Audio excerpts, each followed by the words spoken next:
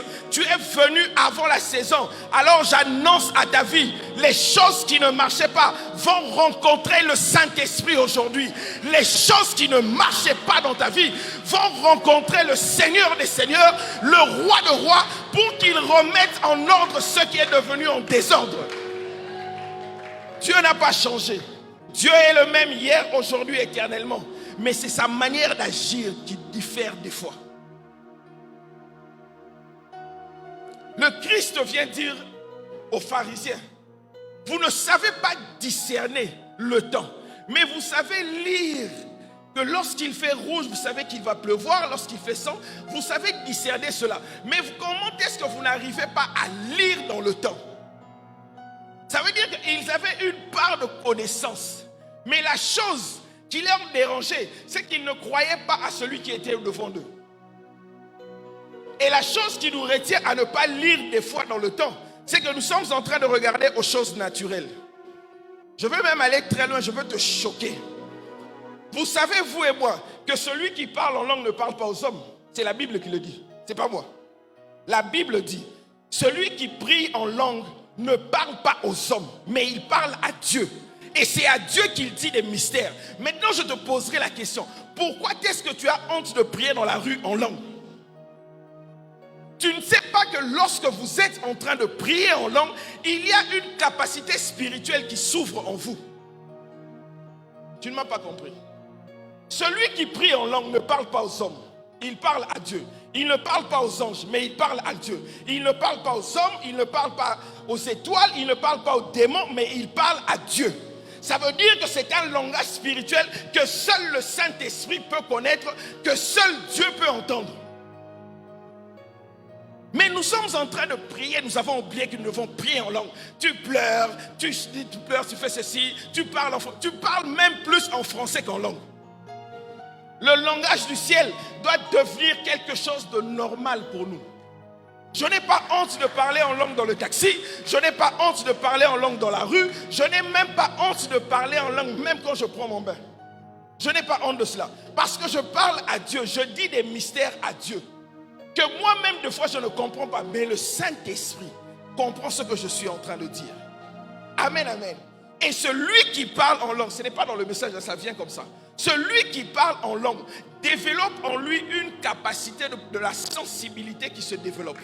La sensibilité ne peut être développée que par le parler en langue. Pas seulement, mais aussi dans le parler en langue. Or, le parler en langue est un langage spirituel. Amen, amen. Maintenant, vous comprenez pourquoi vous devez prier en langue. Maintenant, vous comprenez pourquoi vous devez passer du temps en langue. Parce que vous devez lire ce qui se passe. Il y a des informations qui circulent sur vous, mais pour lesquelles Dieu voudrait que vous puissiez entendre cela. Vous ne devez pas manquer les saisons. Il y a plusieurs types de saisons. Mais les saisons, lorsqu'elles viennent, il ne faudrait pas manquer la récompense. Lorsque l'on parle d'Issachar, Issachar en hébreu, lorsqu'on le traduit, veut dire récompense, salaire. Ça veut dire, il y a un salaire et une récompense dans chaque saison que Dieu vous introduit. Maintenant, c'est à vous de savoir, qu'est-ce que je dois faire dans cette saison? Vous avez beaucoup écrit, mais n'arrêtez pas d'écrire. Mais priez pour savoir, qu'est-ce que je dois faire dans cette saison? Amen, amen. Seigneur, merci. Comment lire dans le temps? Je vais bientôt finir et puis on va prier. La première des choses que j'aimerais que tu saches, pour pouvoir lire dans le temps, il faudrait que vous et moi apprenions à discerner ce qui se passe. Celui qui n'arrive pas à discerner ce qui se passe autour de lui est déjà en danger. L'une des territoires pour lesquels on ne peut pas te voler, c'est l'environnement là où tu te trouves. Ça veut dire, tout ce qui se passe dans ton environnement, tu dois discerner si c'est bon ou si c'est mauvais. C'est possible. Même lorsque tu ne pries pas, tu peux discerner. Les choses que je suis en train de faire ne marchent pas. J'ai essayé de faire telle chose, ça n'a pas marché. Tu peux discerner si tu es dans la volonté ou si tu ne l'es pas. Le discernement est quelque chose d'important. Mais j'aime ce que la Bible dit. Priez, demandez aussi. le discernement des esprits. Parce que le discernement des esprits nous permet de savoir ici en ce lieu s'il y a des démons, s'il y a des gens qui envoûtent les gens, s'il y a des sorciers ici dans le lieu. C'est important. Mais on ne prie pour demander le discernement des esprits. Nous prions pour la prophétie, nous prions pour l'onction, nous prions pour beaucoup de choses. Mais peu de personnes demandent le discernement des esprits. Ce n'est pas simplement pour l'église, mais elle peut agir dans ta vie pour savoir ce qui se passe dans l'environnement où tu te trouves. Amen, amen. Une deuxième chose que j'aimerais que tu saches pour pouvoir lire dans le temps, c'est de pouvoir avoir un esprit d'observation. Celui qui observe comprend ce qui se passe. Celui qui n'observe pas ne peut pas comprendre ce qui se passe dans sa vie. Il est possible de comprendre ce qui se passe dans nos familles tout simplement en observant. Chacun de nous doit avoir un esprit d'observation. Qu'est-ce qui ne marche pas? Qu'est-ce qui ne fonctionne pas dans cette famille? Qu'est-ce qui ne fonctionne pas dans ma vie? Après avoir réfléchi dans l'observation, tu peux comprendre ce que tu dois faire.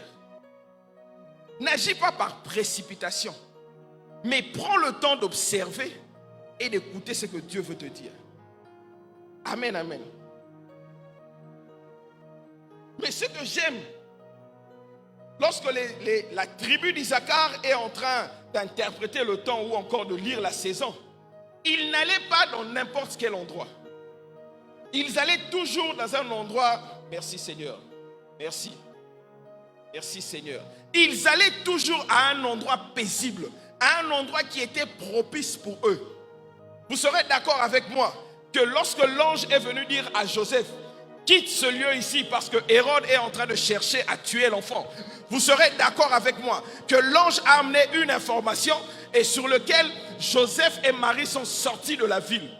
Mais vous serez d'accord avec moi, où était ce même ange? Pourquoi est-ce qu'il n'a pas donné l'information à Zacharie?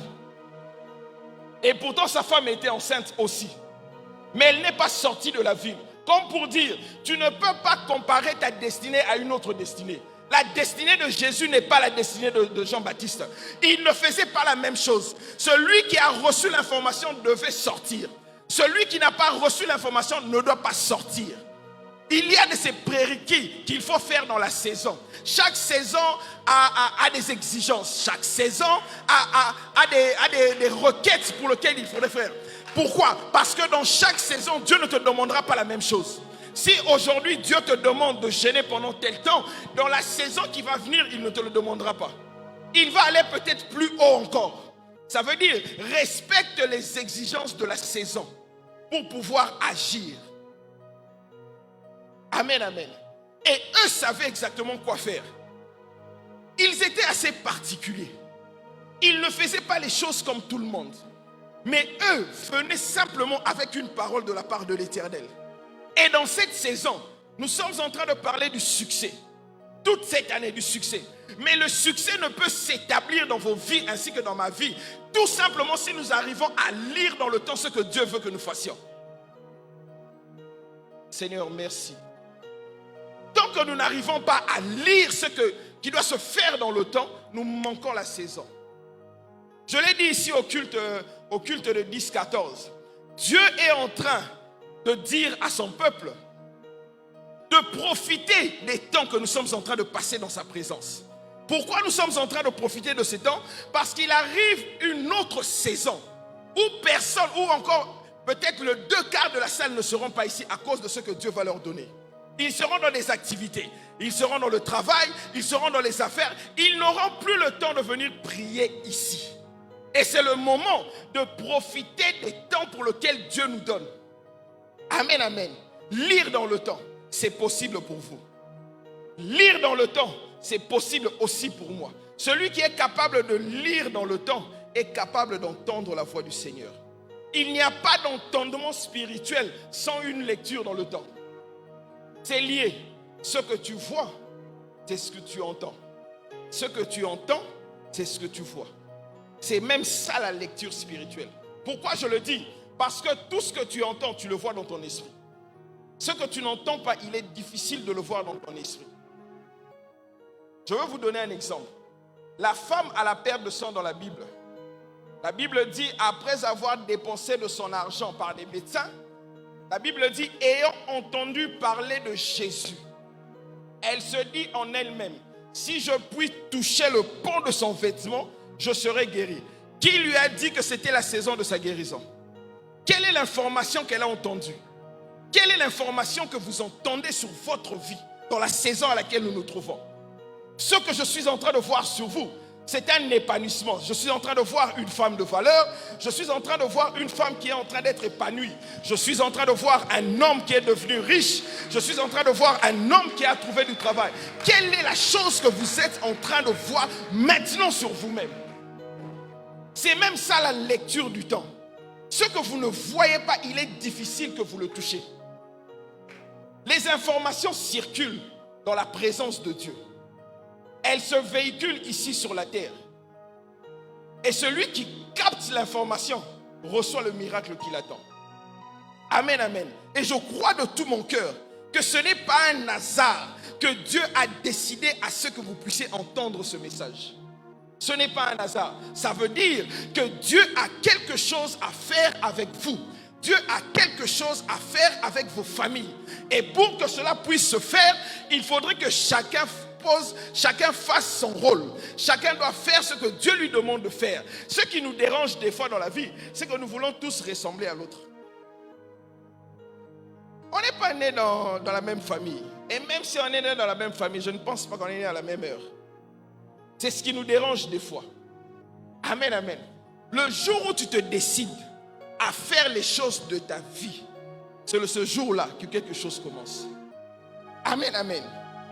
Une autre chose que j'aimerais, c'est par ici que je veux finir. Il faudrait que chacun d'entre nous développe sa sensibilité spirituelle.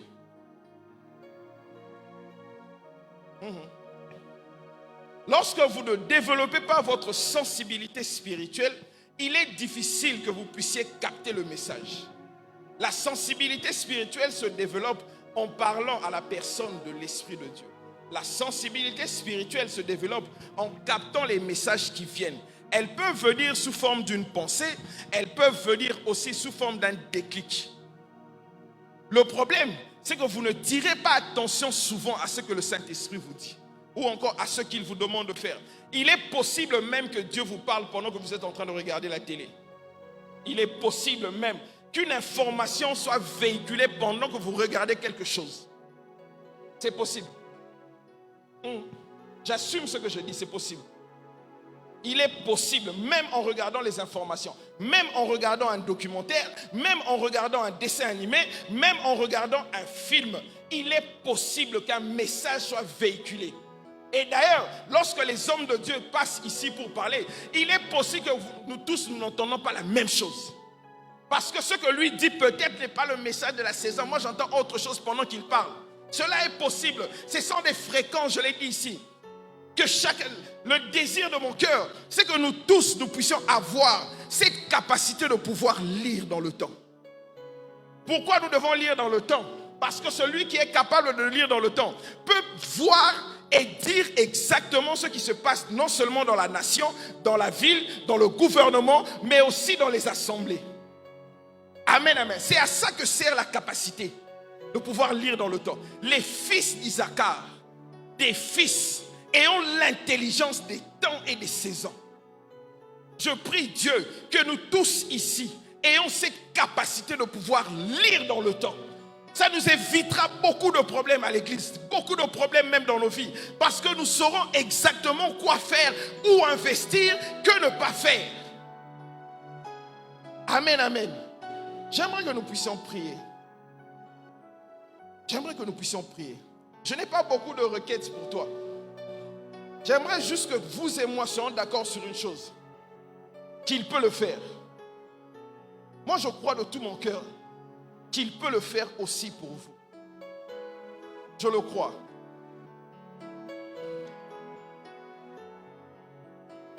J'aimerais dire à quelqu'un ici, le Seigneur est en train de dire, qu'est-ce qui me prouve qu'ils feront bon usage de cette capacité? Tu n'as pas besoin de me répondre, mais c'est à Dieu que tu dois répondre. Vous devez faire bon usage de cette capacité. C'est une onction, c'est une capacité spirituelle. Elle est déjà ici dans la salle. Elle va se répandre dans quelques instants ici. Ça va commencer devant et ça va aller par derrière. Dans quelques instants, l'onction des fils d'Issachar va se répandre dans la salle. Je sais de quoi je parle, je sais de quoi j'entends. Je n'ai jamais... Seigneur, merci, Rabo Shaka. Je sais, Seigneur, que tu le fais toujours. Tu m'as toujours dit ce que j'entends, ce que je vois, que je ne doute jamais de ça. Et jusqu'à maintenant, je n'ai pas encore douté. Seigneur, merci de toucher. Ça va commencer par toi, mon frère. Ne t'inquiète pas, même les yeux ouverts, tu seras saisi par cette grâce. Dieu est en train de restaurer ta vie. Tu as eu à faire beaucoup de jeûnes, beaucoup de temps de prière. Et on a même dit que tu ne pouvais plus. Mais je crois que la grâce peut descendre aussi sur toi. Rabo Shaka Rebosité. Seigneur, merci. Mon frère, je ne sais pas pourquoi je suis en train de lire sur toi dans le temps. Dieu est en train de me dire qu'il faudrait que tu passes beaucoup de temps à prier pour l'épouse que tu dois épouser. Parce que si tu ne le fais pas, je suis en train de voir comme un chemin se briser et comme si tu jetais ton alliance. Et Dieu est en train de me dire que l'esprit du divorce qui était dans la famille ne puisse pas t'atteindre. Ce n'était pas prévu, mais c'est ce que je vois sur toi. Alors je demande à Dieu qu'il te donne assez de force de pouvoir prier pour ton mariage. Ce n'est pas ce que Dieu te donne qui va finaliser ou encore qui va faire à ce que le mariage puisse être fort. Non, mais c'est la prière qui permettra à Dieu de soutenir non seulement ta vie, mais aussi celui de ton épouse. Je ne sais pas qui elle est. Rabosaka. Seigneur, merci parce que l'onction est en train d'être diversée dans la salle. Reboshaka, rebosité. Même sur vous, ma soeur, Dieu est en train de vous toucher. Ribosaka, rabosheke. Remoseke, reboshaka, rebosité. Seigneur, merci de répandre l'onction des fils d'Issachar ici en ce lieu. Raboshaka, l'onction est en train de partir de l'autre côté. Reboshaka, rebo, l'onction est en train d'aller de l'autre côté. Ma soeur, vous qui êtes en lunettes, vous êtes clair de teint, Dieu est en train de vous toucher. Dieu veut vous parler pour votre vie. Dieu veut vous parler pour votre famille. Je suis en train de lire dans le temps qu'une saison favorable s'est ouverte sur vous. Et le Seigneur est en train de me dire qu'il va vous doter de la capacité nécessaire dont vous avez besoin. Raboshaka rebosité, ribosaka raboshike. L'onction ne touche pas simplement les femmes, mais l'onction touche aussi les hommes. Reboshaka, parce que Dieu ne fait pas de différence lorsqu'il déverse son onction sur vous. Iko roboshaka, izateke reboshite, ibroseke reboshata, karaboshite kereboseke reboshite, rabasaka raboshite. Que Dieu vous oigne, que Dieu fasse descendre sur vous cette huile fraîche des fils d'Issachar pour que vous puissiez discerner le temps, que Dieu fasse descendre sur vous cette huile d'onction qui va vous permettre de lire ce que vous devez faire dans la saison, que Dieu vous fasse quelque chose de merveilleux, que Dieu vous fasse quelque chose de merveilleux, que Dieu agisse, que Dieu entre dans le temps pour pouvoir accomplir ce qu'il a prévu pour vous, que la gloire de Dieu traverse le temps et arrive jusqu'à vous, que la gloire de Dieu, la gloire qui a accompagné les fils d'Issachar, puisse vous accompagner, même sur vous, maman Michou. Dieu est en train de me dire qu'il répand l'onction d'Issachar pour que vous puissiez agir dans vos affaires par la saison à laquelle il a destiné sur vous. Je crois de tout mon cœur que Dieu est en train de le faire.